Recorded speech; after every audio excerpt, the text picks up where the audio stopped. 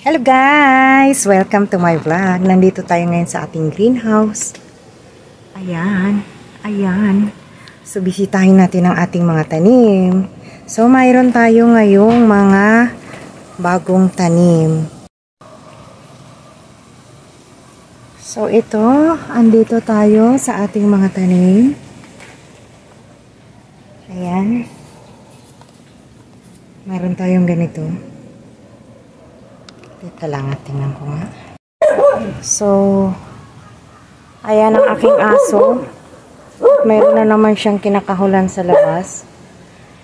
Ito guys, ang ating mga romaine. Ayan, malapit na siyang i-harvest. Hindi ko maalala kung ilang days na yan. At mayroon tayo, ayan, ay black deep rosa. Ayan. Ito guys ang ating mga bagong variety. Ang harvest nito guys is by February. So ang gaganda nila guys, oh. Ayan, ang gaganda. Very healthy. Hindi ko ma-focus ng maayos. Ayan. Ang gaganda nila. Ayan, oh.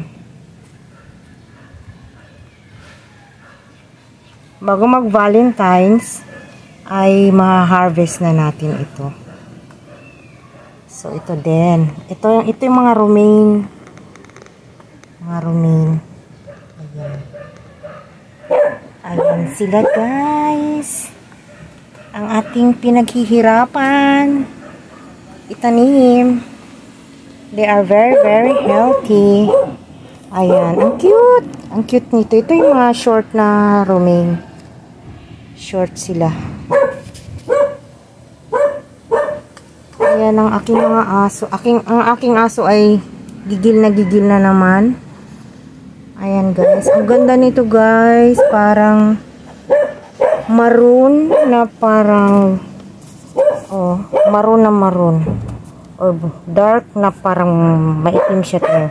Black nga. Deep. Nakalagay dun deep.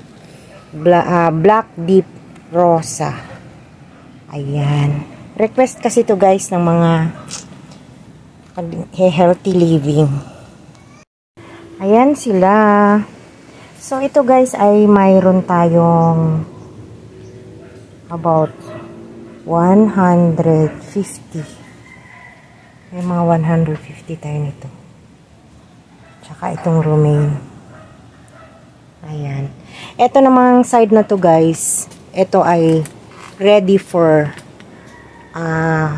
transplant na yung aking ilalagay dito. Ayan, maglalagay na tayo dyan mamaya ng aking mga seedlings. Mamaya maglalagay na kami. So, ito naman ang ating Lolibionda. Tingnan nyo yung ugat guys. Ang healthy nila. Very beautiful. Very beautiful daw. Ayan.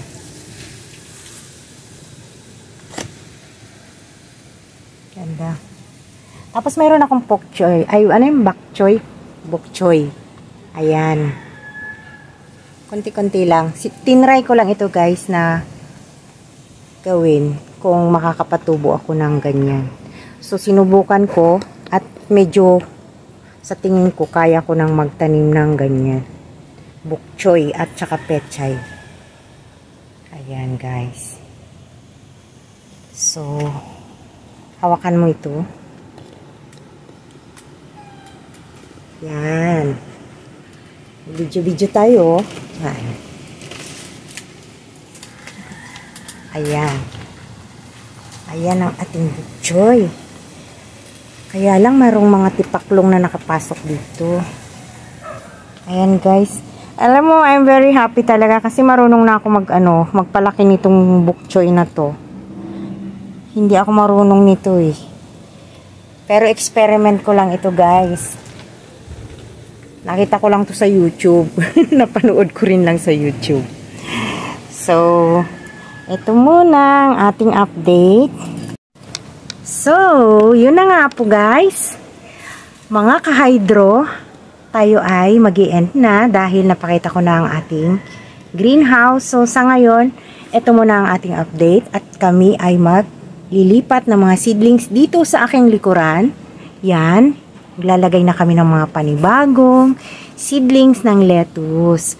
Ayan, ayan, ayan po. At ang ating mga regular customers ay nag-aantay na sa kanilang mga lettuce. Alam nyo naman, healthy living, healthy lifestyle. Okay guys, see you in my next vlog. Bye-bye!